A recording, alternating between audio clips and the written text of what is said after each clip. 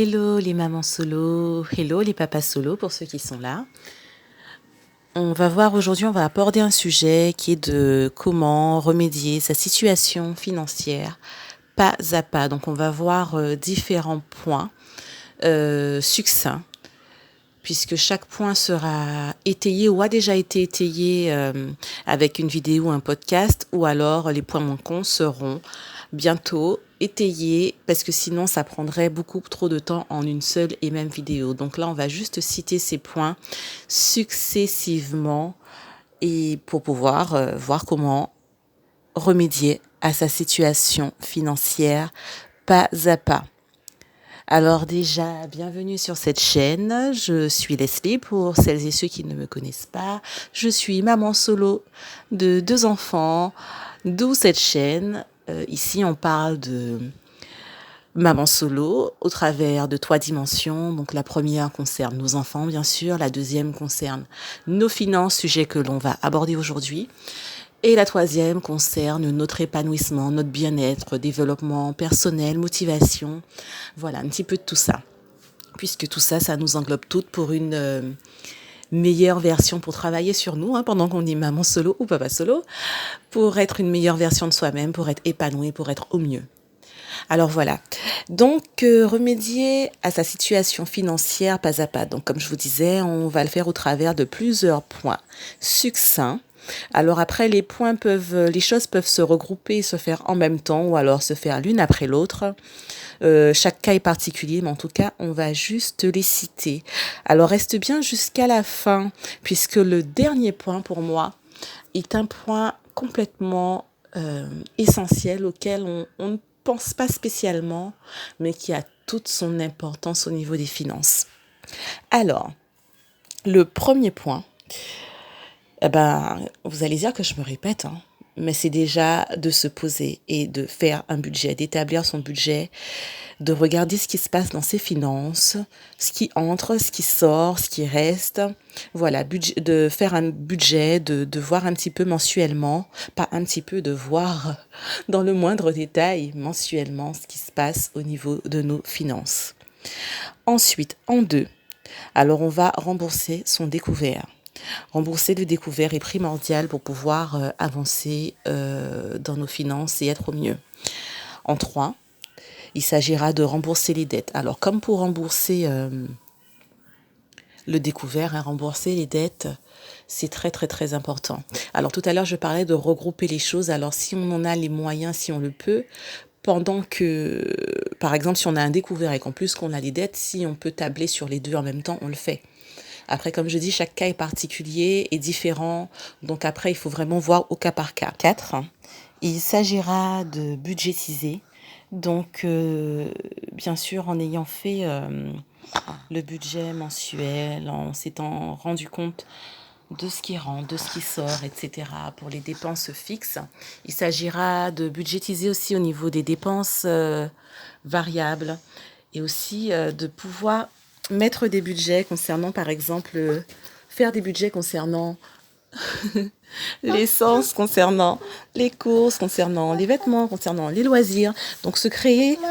Oui, mon cœur, merci de m'aider. Alors vous entendez ma petite puce en même temps qui est avec moi pendant que je fais l'enregistrement. Merci mon bébé, que je suis en train d'allaiter. Oui, elle a 2 ans, j'allaite encore. Avec plaisir, ceci étant. Et je pense qu'on est sur la fin. Enfin bon, j'y reviendrai sur un autre sujet, dans un autre contenu de l'allaitement. Du coup. Alors oui, donc nous disions en 4, justement, budgétiser, allouer un budget par rapport au pôle de dépenses. Et justement, en 5, on va réduire nos dépenses. Donc, soit on se servira d'espèces, c'est ce qu'il y a de mieux en tout cas, d'enveloppe budgétaire, ce qui permettra de pouvoir économiser par la suite, par derrière.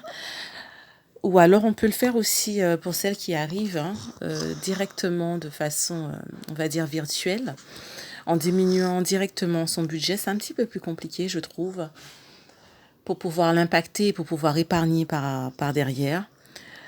Et puis, en tout cas, tu me fais mal, Doudou. En tout cas, réduire considérablement. Justement, j'ai fait une vidéo, un podcast concernant le budget des courses, comment le réduire, enfin bon. Donc, si tu n'as pas encore vu cette vidéo, je t'invite à aller la regarder. Je te la mets juste ici en barre d'infos. Et puis, cela permet justement de pouvoir aller à l'essentiel. Et puis, le fait d'aller à l'essentiel, de pouvoir mettre de l'argent de côté et économiser pour diverses raisons qui nous incombent. Alors, il faudra aussi en 6, se créer un fonds d'urgence. Donc, le fonds d'urgence, c'est ce qu'on doit mettre de côté qui est le plus important. Pour pouvoir justement pallier, comme son nom l'indique, à une urgence.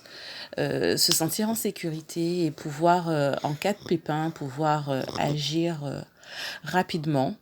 J'en parlais la semaine dernière justement par rapport à ce que j'avais mis de côté et qui s'est envolé. Et envolé, bon, pas qui s'est envolé comme ça, hein, mais dont j'ai dû me servir puisque j'ai eu une accumulation de choses coûteuses, diverses, variées.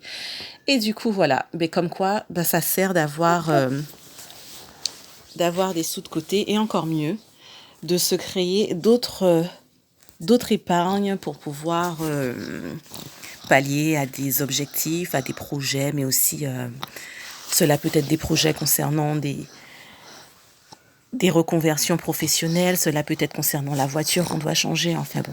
En tout cas, on peut prévoir cela. Ben justement, on y vient à ce point, au point 7. Donc, il s'agira d'économiser pour les gros achats, pour les gros projets, ou les petits projets aussi, mais en tout cas, pour les voyages, pour une voiture qu'on voudrait changer, pour l'entretien de la voiture, pour des formations, pour se former, enfin.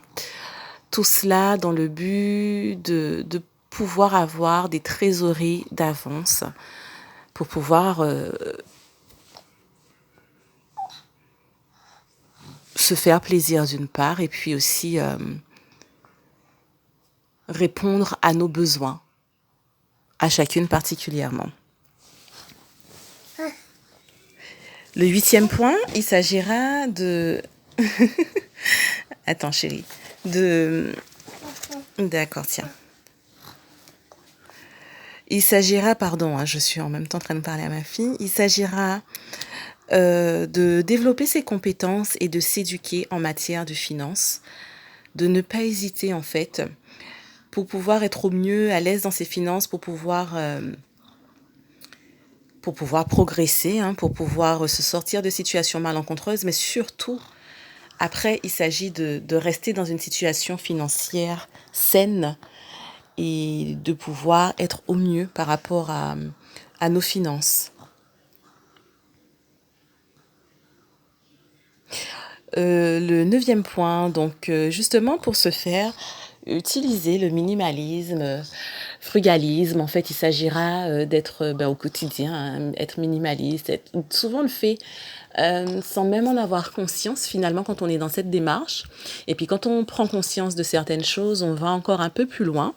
Et ça nous permet justement d'atteindre nos objectifs et de voir ce qui est important, ce qui ne l'est pas. Pour nous en tout cas, parce que ce qui est important pour une personne ne sera pas pour l'autre et vice-versa. En tout cas, de pratiquer le minimalisme et le frugalisme pour pouvoir s'améliorer en tout cas dans nos finances et arriver à nos objectifs. Le point 10, il s'agira de se créer un complément de revenu. Donc cela peut se faire à travers une passion que l'on a déjà, à travers des compétences que l'on a pu acquérir et que l'on a développé, à travers une expertise que l'on a. Et il s'agira justement, à travers cela, de se créer un complément de revenus d'une façon ou d'une autre. En tout cas, d'avoir une autre entrée d'argent que le salaire que l'on perçoit. Le 11e point, et justement, je vous disais de rester jusqu'à la fin. C'est un point très, très important dont on n'a pas conscience, mais qui a toute son importance au travers de tous les points que je viens de citer et toute son importance au quotidien c'est d'être reconnaissant et de pratiquer la gratitude. Oui, la gratitude, pouvoir se rendre compte, non pas de ce que l'on n'a pas, de ce que l'on peut pas, mais au contraire de ce que l'on a déjà. Et lorsque finalement, souvent, hein, moi aussi, lorsque l'on a des factures, lorsque l'on a des choses qui arrivent, on a tendance à se plaindre, à vociférer, voilà, être mal, et ça c'est ok, puisque du coup c'est compliqué. Mais lorsque justement on est dans la démarche inverse, que l'on est reconnaissant, on s'apaise, et puis du coup cela permet de dégager d'autres ondes, quelle que soit la croyance hein, que l'on a, mais en tout cas de dégager d'autres ondes et d'être dans un schéma inverse positif, on va dire. Et par exemple, être reconnaissant de pouvoir payer ses factures, être reconnaissant d'avoir un toit.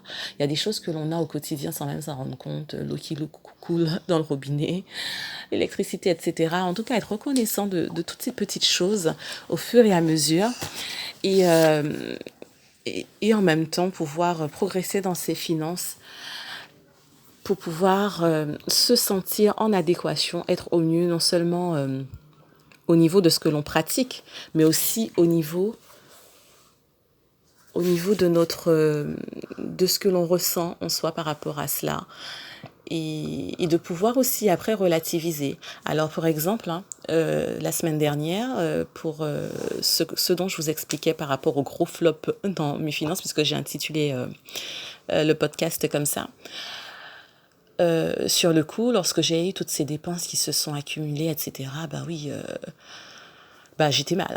Hein. Mais après, finalement, le bon côté, justement, où je suis reconnaissante, c'est d'avoir justement pu mettre, depuis l'année dernière, de m'être relevée d'une situation financière, d'avoir pu mettre de côté et finalement de pouvoir pallier à tout ça.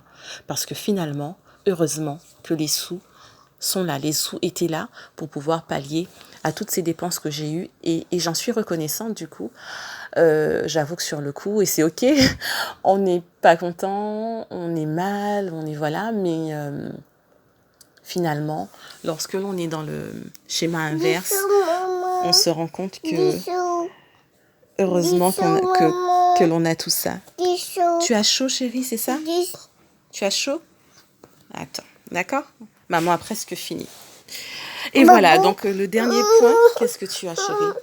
Des souliers. Comment? Des souliers. Vas-y, tu peux. Tu peux? Tu m'attends? Tu m'attends? D'accord? Regarde, maman est en train de parler là. Regarde, de parler là. Et on y va. D'accord? Vas-y, je viens. Je viens. Alors, le dernier point, justement, je parlais de la gratitude. Et voilà. Donc, voilà, il y a ma fille qui s'impatiente. Et donc, justement, je vous disais que je vais étayer tous ces points de façon distincte, séparément. J'en ai déjà traité de certains que vous pouvez aller voir en barre de description. Et pour les autres, je vais les faire l'un après l'autre. En tout cas, j'espère que ce contenu vous a plu. Je vous laisse commenter, partager, liker si vous avez aimé ou disliker si vous n'avez pas aimé. Et puis, je vous dis à très vite avec un autre contenu avec plaisir.